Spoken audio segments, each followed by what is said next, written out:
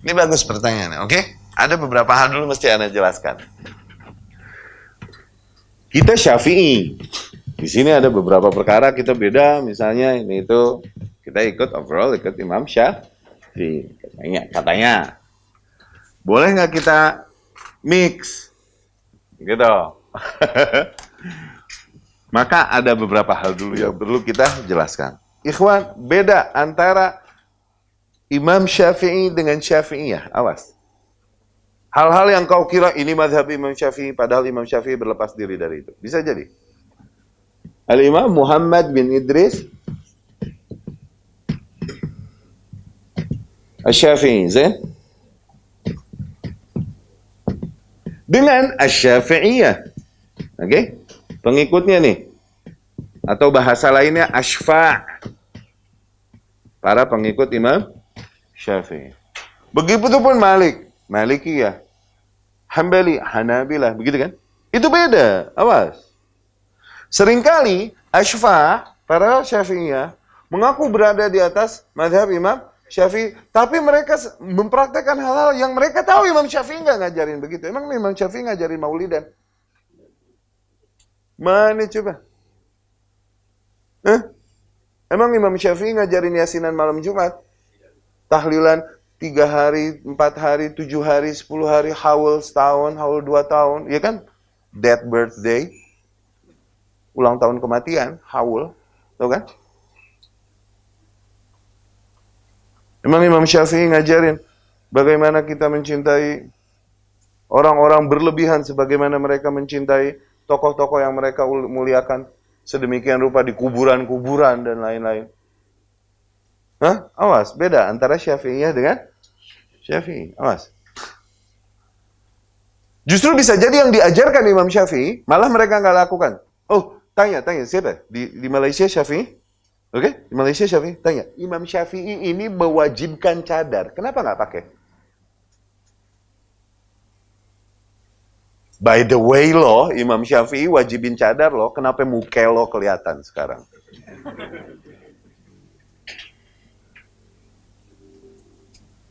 Imam Baihaqi, muridnya Imam Syafi'i, wajib cadar. Kenapa muka lo kelihatan nih? Kena matahari nih, muka lo kenapa ya? Katanya Syafi'i, nggak mau yang lain. Tutupin muka lo. Come on. Iya nggak? Dapat nggak? Awas, Syafi'i sama kayak Muhammad dan Muhammadiyah. Muhammad sallallahu alaihi wasallam. Ini orang-orang yang bersaksi bahwa Muhammad adalah utusan Allah. Mereka lakukan hal-hal yang tidak diajarkan Muhammad sallallahu alaihi wasallam. Kapan Rasul ngajarin celebrate my birthday?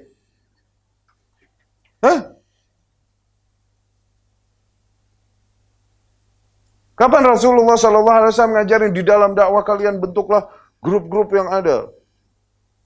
Oke? Aduh, gatal lidah Anda mau nyebut nama grup-grup. Cuma takutnya jadi fitnah. Kapan Nabi Muhammad SAW mengajarkan tahazzub, mengajarkan racist, dan lain-lain? Begitu, sama pengikut Isa ibnu Maryam, yang orang-orang yang mengaku mengikuti Isa ibnu Maryam, menyebut Isa ibnu Maryam apa ngajarin yang mereka lakukan? Ini Isa ibnu Maryam ngajarin, you guys kalau punya dosa, pergilah ke gereja, ngaku. Redemption, iya gak? Iya. Oh Father, forgive me for I have sinned. Isa ngajarin gitu kan? Apa Isa ajarkan worship me and my mom?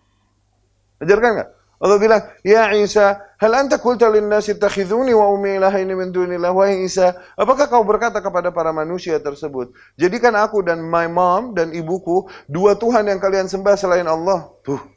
Isa berkata alaihi salam, subhanak, maha suci engkau ya Allah. Tak pantas aku mengatakan sesuatu yang bukan hakku. Wa in kuntu qad qultuhu faqad alimta. Dan apabila aku memang katakan demikian, sungguh kau telah tahu. Semua begitu selalu.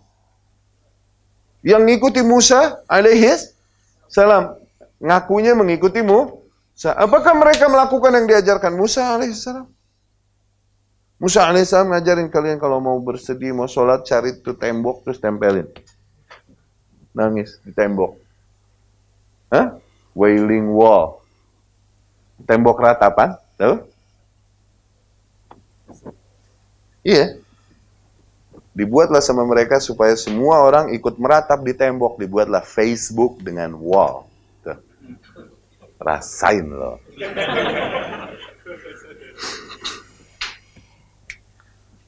Supaya semua orang ikut budaya mereka. Tuh.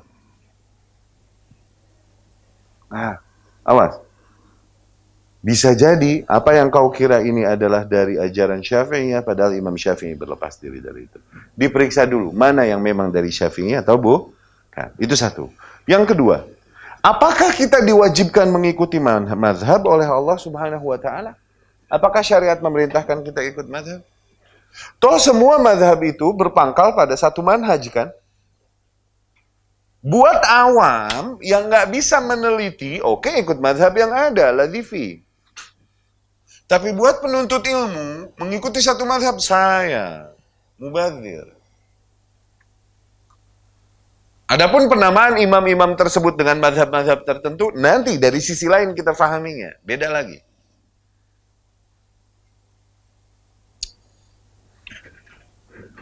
Disusun juga dalam bentuk syair juga tentang mazhab ini. Anda lebih cenderung pernah dengar Allah mazhabiyah? Allah madhab, tidak, Allah madhab. La madhab artinya tidak ada madhab. Cuma jadi sebuah faham. Jadi la madhabiyah. Begitu. Anti madhab. Disusun dalam bentuk syair juga nih. Hal demikian.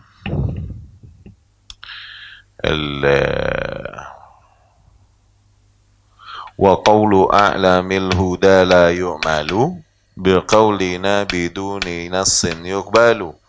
Dan perkataan manusia yang paling memahami petunjuk saja kita tidak amalkan, yakni perkataan Rasul Sallallahu Alaihi Wasallam tidak kita amalkan. Apabila kita bilang nas ini tidak diterima, itu hadis, ini nggak sahih, berarti nggak kita terima perkataan Rasul, kita nggak terima. Kalau ternyata hadisnya nggak sahih, udah. Fihi dalilul akhdhi bil hadithi wa dzaka fil qadimi wal hadithi. Di situ terdapat dalil bahwasanya yang diambil adalah hadisnya. Demikian dari zaman dulu sampai sekarang demikian. Qala Abu Hanifah al-imamu la yanbaghi liman lahu islamu akhdhan bi aqwaliyah hatta tu'rada 'ala al-hadithi wal kitabil murtada. Imam Abu Hanifah berkata, tidak pantas seorang muslim mengambil perkataanku begitu saja tanpa dia cocokkan dulu dengan Al-Quran dan hadis yang telah diteliti. Tuh. Berarti Imam Abu Hanifah bilang apa? Jangan ikuti aku, begitu kan? Bukan akunya.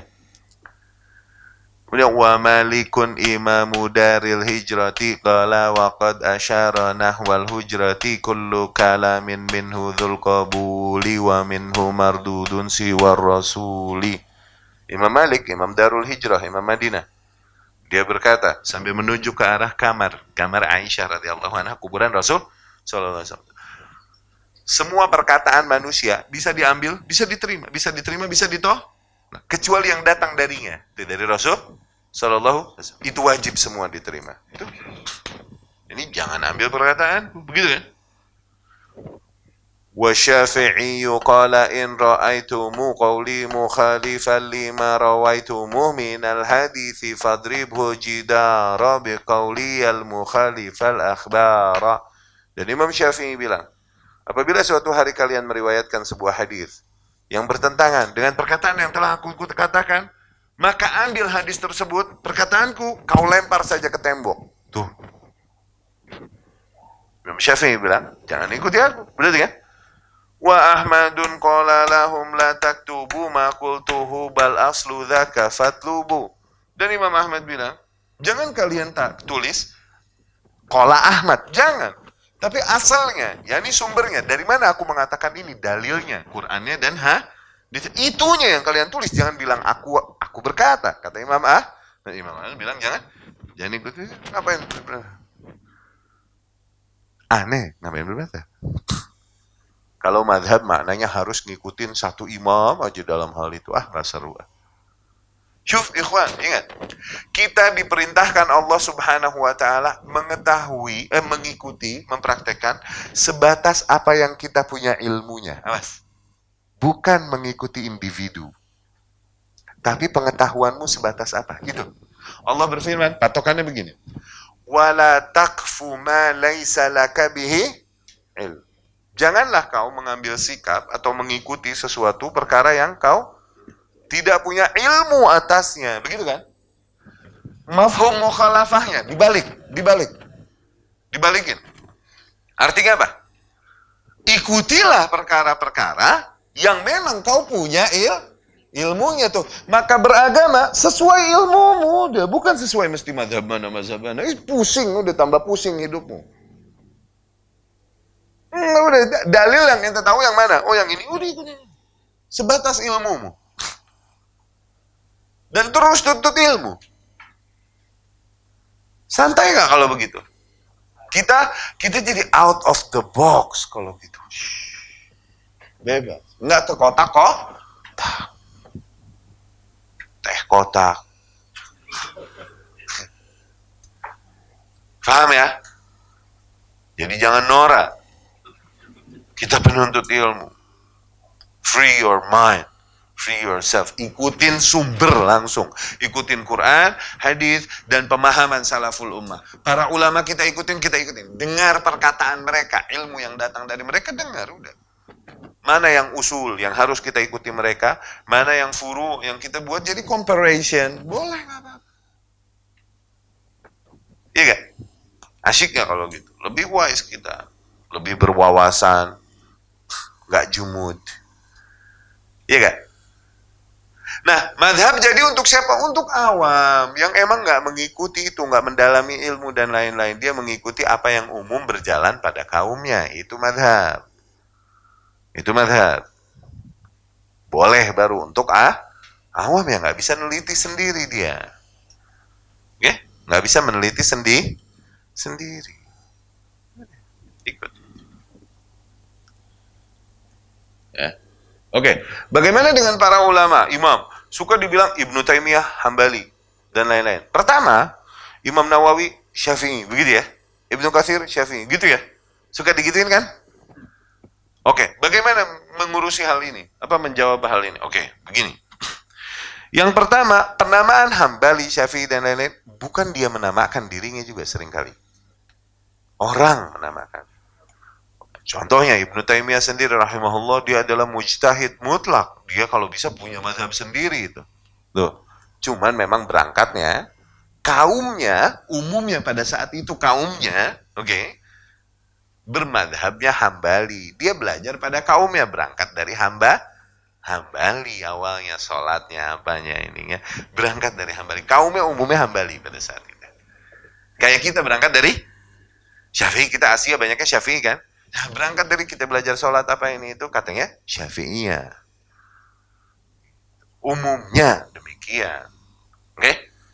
Atau kesimpulan-kesimpulan ijtihadnya lebih banyak sesuai dengan imam-imam tertentu. Akhirnya dinisbahkanlah dia namanya kepada madhab itu. Tapi apakah maknanya imam demikian? Misal, Ibnu Katsir Syafi'i, misal ya. Atau Imam Nawawi Syafi'i. Dia Syafi'i. Tapi dia menemukan sebuah kenyataan bahwa di dalam sebuah kasus, Imam Malik lebih benar daripada Imam Syafi'i sendiri. Apakah seorang Imam Nawawi akan ngotot menyalahkan Imam Malik dan membela Imam Syafi'i? Atau justru sportif? Sportif tuh, awas. Sportif, dia salah Imam Syafi'i. Dia ikutin Ahmad atau Malik yang lebih benar. Apakah mana yang mencela Imam Syafi'i? Enggak begitu. Imam Syafi'i maunya emang tidak ditaklidin. Maunya Imam Syafi'i demikian memang, rahimahullah. Dan semua imam maunya demikian, tidak ditaklidin. Apalagi dengan namanya kita membantah kebenaran yang datang pada kita. Ya,